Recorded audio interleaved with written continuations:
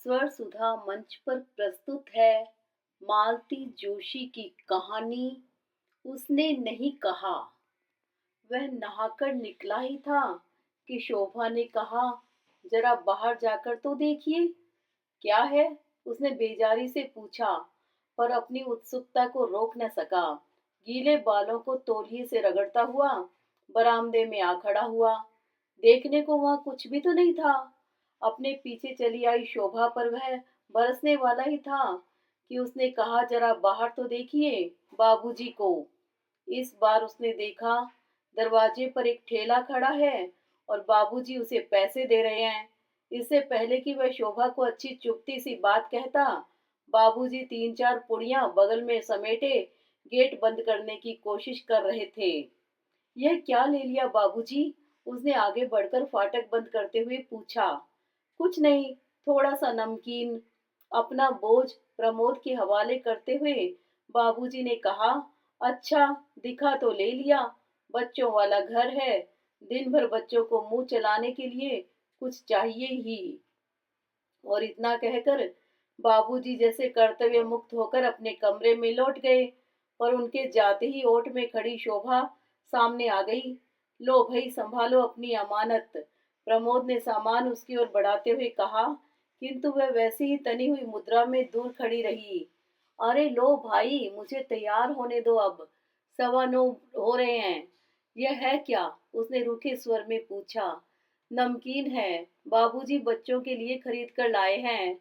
आपके बच्चों ने कभी राह चलते ठेले की कोई चीज खाई है? ठीक है भाई, पर मैं बाबूजी से तो यह सब कह नहीं सकता न। उन्हें अपने लाडले पर प्यार आ गया है, तो बीच में बोलने वाला मैं कौन होता हूँ। उनका मन हुआ तो वे खरीद लाए। अब तुम्हारा मन हो तो घर में रखो, नहीं तो नौकरों में बांट दो। बस बात खत्म। नहीं, बात यही खत्म नहीं। प्रमोद भीतर जाने को मुड़ा ही था कि शोभा का सख्त स्वर सुनकर बीच ही में रुक गया। क्या? यह कि मैं इसका मतलब खूब समझती हूँ। साफ साफ कहो न। वक्त बेवक्त कुछ देखती नहीं, बस बहस लेकर बैठ जाती हो। जरा घड़ी तो देखो। मुझे मालूम है, यह सब मुझे दिखाने के लिए किया गया है। मेरी समझ में अब भी कुछ नहीं आ रहा, ठीक से बताओ। 2-4 दिन से उनकी मंडली को नाश्ता नहीं दे पा रही हूं न, इसीलिए यह नाटक रचा गया है। लेकिन क्या नाश्ता नहीं दिया गया? तुम्हें मालूम है, बाबूजी सूखी चाय कभी नहीं पीते। बाबूजी के लिए किसने मना किया? पर पूरी बारात को तो मैं रोज खिला नहीं सकती। बिस्किट उस्कुट से काम चल जाता तो भी गनीमत थी।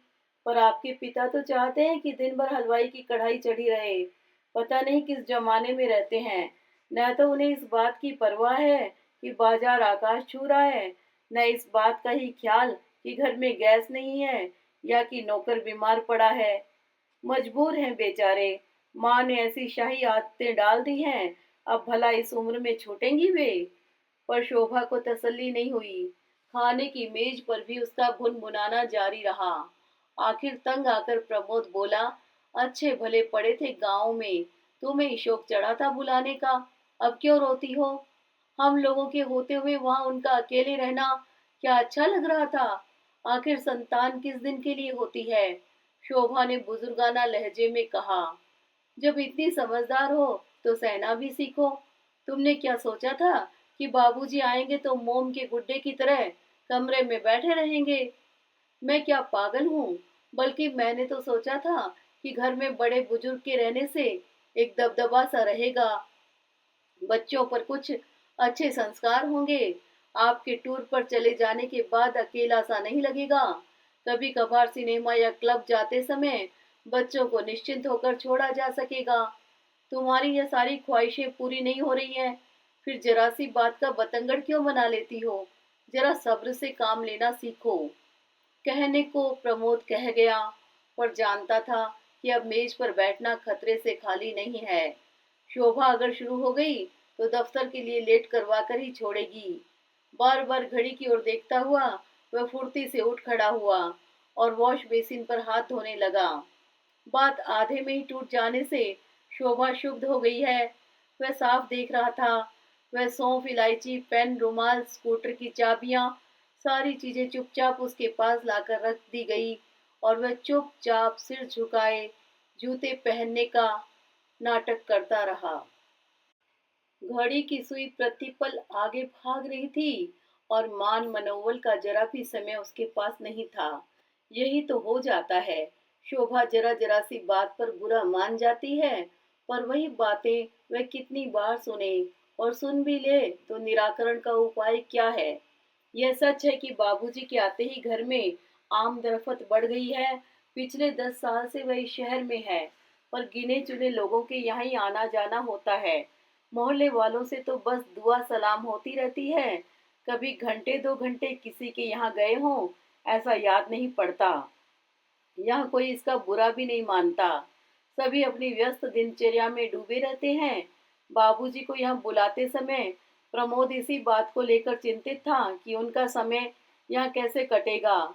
जब से याद पड़ता है, उसने बाबूजी को हमेशा लोगों से घिरा हुआ ही देखा है। जानता है कि अकेलेपन से बढ़कर कोई सजा उनके लिए नहीं है। और यहाँ तो दिन भर घर पर सन्नाटा सा खिंचा रहता है। बच्चे सुबह 9 बजे ही स्कूल निकल जाते हैं और स्कूल के बाद ट्यूशन आदि से निपट कर ही घर लौटते हैं।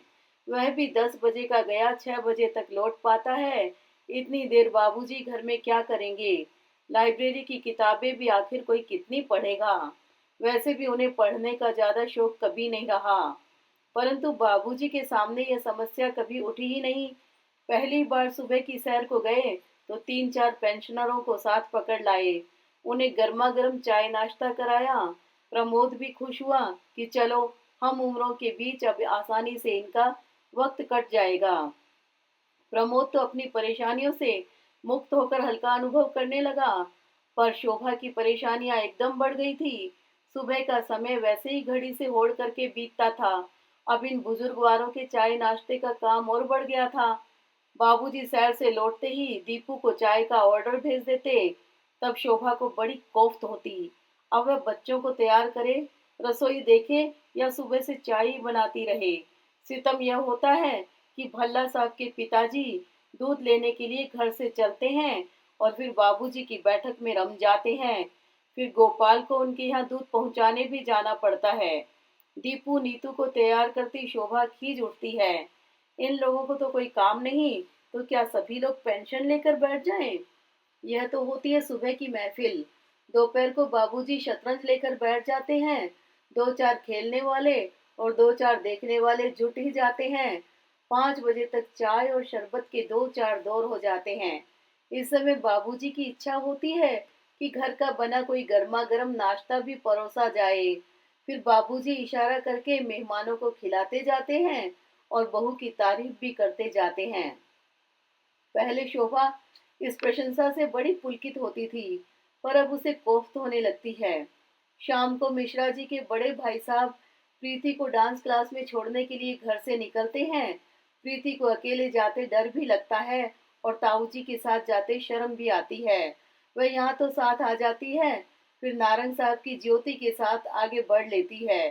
घर वापस लौटने की बजाय ताऊ जी बाबूजी के पास बैठकर तो भतीजी की प्रतीक्षा करते हैं और नई सभ्यता को कोसते रहते हैं। चाय उनके लिए भी बनती ही है। अपनी पूरी की पूरी पेंशन बाबूजी प्रमोद के हाथ में पकड़ा देते हैं तो वह संकोच से गड़ जाता है, पर शोभा बुनबुनाती रहती है। 150 रुपए पकड़ा देते हैं तो सोचते हैं जग जीत लिया, जरा बाजार जाकर पता करें तो गश आ जाए। परेशान होता है प्रमोद, पत्नी को कैसे समझाए कि जिंदगी भर यही तो कमाया है बाबूजी ने। जंगल में भी बैठ गए हैं तो 4 लोग आसपास जुट आए हैं, फिर यह तो इतना बड़ा शहर है। दिन भर बहुत बेचैन बना रहा प्रमोद। शोभा की परेशानी को वह समझ रहा था, पर माँ कैसे तालमेल बिठा लेती थी। माना कि ऐसी सरग्रासी महंगाई उन दिनों नहीं थी, पर आमदनी भी तो ज्यादा नहीं थी। फिर 4 बच्चों का साथ और ऐसा मजमेबाज पति, पर घर में कभी चकचक नहीं मची। कभी परेशान भी होती तो बच्चों के सामने कह सुनकर हल्की हो जाती। बाहर वालों ने हमेशा उन्हें मुस्कुराता ही देखा। उनका अतिथि सत्कार उस समय भी मिसाल के रूप में गिना जाता था। याद है उसे, कई बार सब्जी के लिए उबले आलूओं को मसल कर ही माँ ने कचौड़ी बना दी है। और बच्चों को सिर्फ कोरी दाल से रोटी तोड़नी पड़ी है। कभी उबलते दूध में चावल डालकर खीर बना दी गई है। दोपहर की चाय न मिली तो न सही। कभी महीने का अंत है तो बच्चे अचार से ही काम चला रहे हैं। पर उस समय भी कोई भूला भटका आ निकलता तो माँ झट से कढ़ाई चढ़ाकर बेसन घोल लेती और आंगन में लगे अजवाइन या पोई के पत्तों की पकौड़ी उतार देती। उनका एक ही सिद्धांत था, अपने घर में हम कैसे भी रह लें, पर घर आया मेहमान संतुष्ट होकर जाना चाहिए। और घर में आने वालों की संख्या क्या कम थी। नाते रिश्तेदार तो खैर थे ही, उनसे ज्यादा संख्या तो बाबूजी के दोस्तों की थी। कुछ तो इतने बेतकल्लुफ कि सीधे रसोई में आ धमकते और बच्चों के साथ ही शुरू हो जाते। पर माँ के माथे पर कभी बल नहीं पड़े। उन दिनों बाबूजी एक खास रविवारीय भोज का आयोजन करते थे। उसके लिए माँ ने चीनी की प्लेटें, एक भगोना और कलछी अलग रख छोड़े थे। आंगन के छोर पर बने एक चूल्हे पर यह कार्यक्रम चलता। माँ रविवार को सुबह उठकर वहाँ झाड़ू बुहारी करती, मसाला पीस कर रखती, आटा सान कर रखती। सारा सामान एक बार वहाँ सजा देने के बाद जो मंदिर की राह लेती तो शाम ढले ही घर लौटती। दिन भर उनके मुंह में अन्न का दाना भी नहीं जाता। पड़ोसी ने कहती, पति के पापों का प्रायश्चित कर रही है बिन्नों की माँ। माँ हंसकर कहती, कोट का पाप कटी का पुण्य। अब किसी का खाने का मन है और हमें बनाना नहीं आता तो हम यहाँ बैठकर क्या करें। उतनी देर ठाकुर जी की सेवा ही सही। लेकिन अपने घर में तुम्हें यह सब अच्छा लगता है। इतने सारे होटल तो हैं, बिन्नों के बाबूजी वहीं जाया करें तो क्या हर्ज। अरे वाह, माँ तमक कर कहती, अपना घर होते हुए होटल में जाएगा कोई। वहाँ खाने से मन भरता है कभी। और इतने संगी साथी लेकर होटल जाने का भूता है किसी का। सच तो था, बाबूजी के उस आमिष भोज में 10-12 लोग तो कम से कम आते ही थे। होता यह चंदे से ही था, पर उनमें से कई ऐसे थे जो घर से छिप कर आते थे। वृषभान चाचा तो ऐसे थे जो चंदा भी नहीं दे पाते थे, पर बिना बुलाई आ टपकते। तब माँ कहती, मर्द मानुस है, खाने पीने की हवस को कहाँ तक दबाएगा बेचारा। घर में नहीं मिलता तभी तो इधर उधर लार टपकाता फिरता है। शुरू शुरू में तो माँ बच्चों का खाना बनाकर रख जाती थी, पर बाद में आमिल चाचा बच्चों को खींचकर अपनी पंगत में ले जाने लगे। माँ को पता चला तो हाथ जोड़कर बोली, लाला लड़के तुम्हारे हैं, जैसे चाहे गुण सिखा देना, मैं कुछ नहीं बोलूंगी, पर लड़कियों को बख्श दो। पता नहीं कैसी ससुराल मिले। मर्द मानुस तो अपने शौक बाहर जाकर पूरे कर लेता है, पर यदि इनकी जीभ को स्वाद लग गया तो छटपटाती फिरेंगी। उस समय तो सारी बातें इतनी रूटीन हो गई थी कि कुछ भी अस्वाभाविक नहीं लगती थी। पर आज सोचते हुए कैसा आश्चर्य होता है। मुश्किल से 4 किताबें पढ़ी, कट्टर धार्मिक संस्कारों में पली बड़ी माँ, इतनी सूझबूझ, इतना विवेक, इतनी सुघड़ता कहाँ से ले आई वह। कौन सा विश्वविद्यालय था जहाँ से माँ ने यह विद्या सीखी थी। अभावों में मुस्कुराने की विद्या, पति के दोषों को खूबसूरती से ढांपने की विद्या, बच्चों के भविष्य में दूर से झांक लेने की विद्या, मध्यम वर्गीय विपन्नता के बावजूद भी सिर उठाकर चलने की विद्या। कहाँ से सीखा था माँ ने यह सब। माँ के प्रति उसका मन नए सिरे से श्रद्धानत हो आया। सच, ऐसी संगिनी को खोकर बाबूजी कितने अकेले पड़ गए होंगे। पता नहीं उसके मन में कैसा ज्वार उमड़ा कि घर लौटते समय उसके स्कूटर की सामने वाली बास्केट तरह तरह के खाद्य पदार्थों की थैलियों से भरी हुई थी। इतने पर भी उसका मन नहीं भरा तो कृपाराम हलवाई की दुकान के सामने गाड़ी रोककर उसने 10-12 गरम कचौड़ियां भी तुलवा ली। स्कूटर पार कर वह किसी स्कूली बच्चे किसी आतुरता से सीधा बाबूजी के कमरे में घुस गया। बाबूजी, कचौड़ी लीजिए, बिल्कुल कढ़ाई से निकलवा कर लाया हूँ। अपने यहाँ का मशहूर हलवाई है, आपके शहर की टक्कर का तो नहीं। बाबूजी विस्मित हो उसकी ओर देखते रहे, फिर धीरे से बोले, इतनी जल्दी क्या है बेटे, अंदर भिजवा दो, सब लोग साथ ही ले लेंगे। संकोच से गड़ गया वह। ठीक तो है, बाबूजी क्या ऐसे ही हाथ में लेकर खा लेंगे। अपनी उमंग में उसे याद ही न रहा कि शाम की चाय बाबूजी उसके साथ भी ले लेते हैं। स्कूटर का सामान निकालकर गोपाल अंदर ले जा रहा था कि उसने उसे आवाज दी।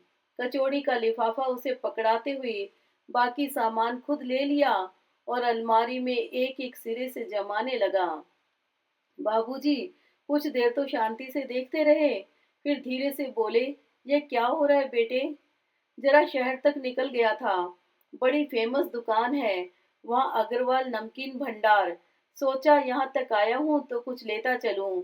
ये कुछ है, तुम तो पूरी दुकान ही उठा लाए बेटा। तो क्या हुआ बाबूजी, ये खराब होने वाली चीज थोड़ी है। तली हुई मूंग की दाल, ये बीकानेरी भुजिया, ये रतलामी सेव और ये तली हुई मूंगफलियां, इन्हें आजकल टेस्टी कहते हैं।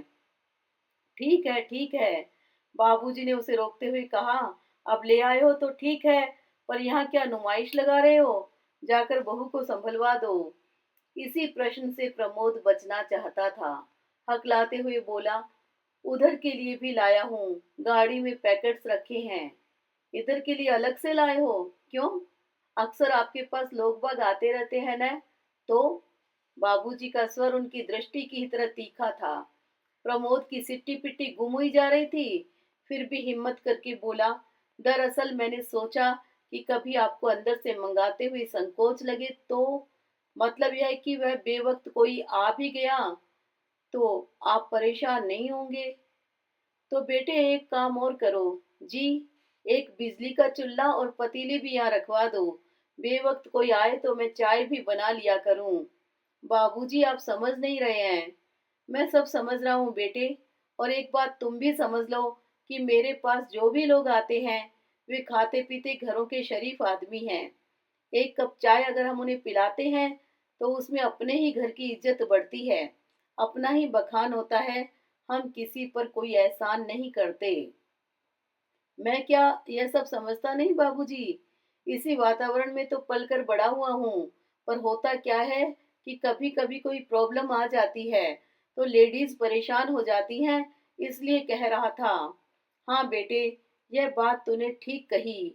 न कहता तो शायद मेरी समझ में कभी आती ही नहीं। बाबूजी ने नाटकीय मुद्रा में कहा, दरअसल बेटे, मेरे घर में तो कोई लेडी थी ही नहीं।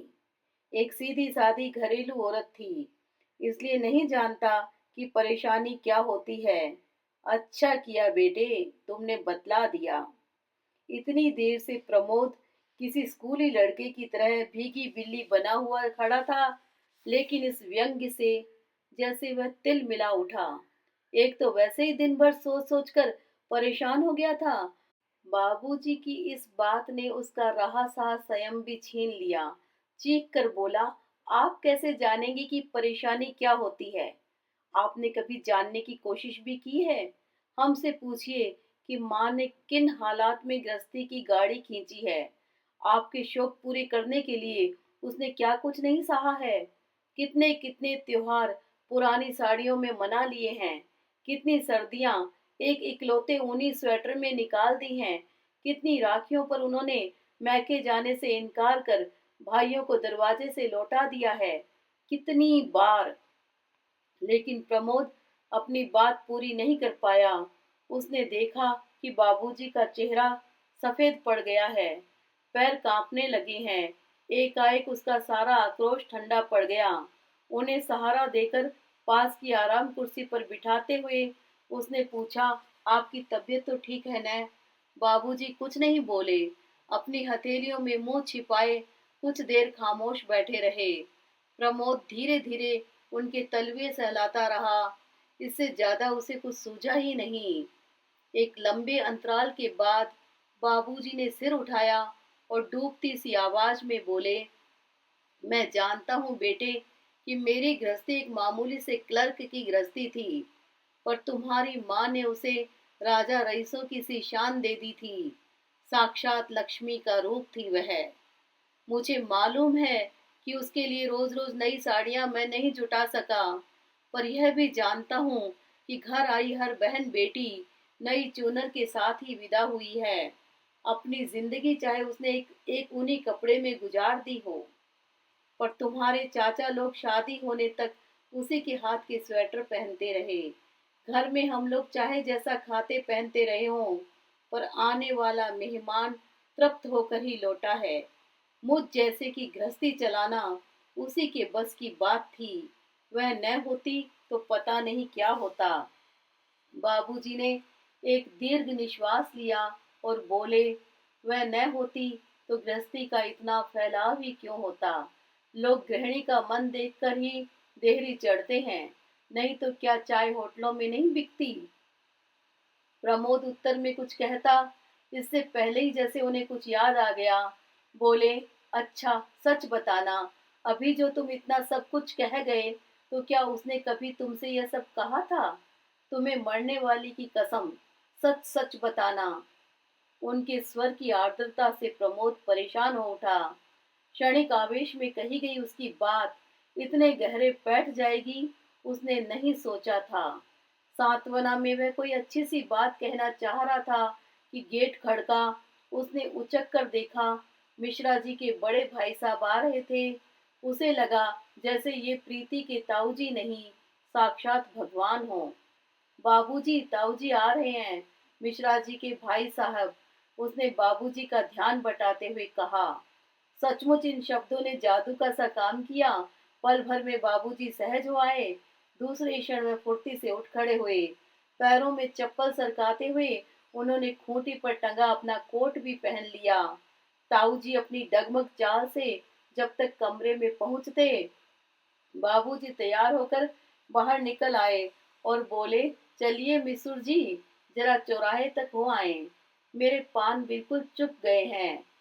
और उन्हें अबाउट टर्न करवा कर सचमुच वे चल पड़े। प्रमोद ठगा सा उन्हें जाते देखता रहा। करीने से सजी हुई देसी पान की डलिया उसका मुंह चिढ़ाती रही।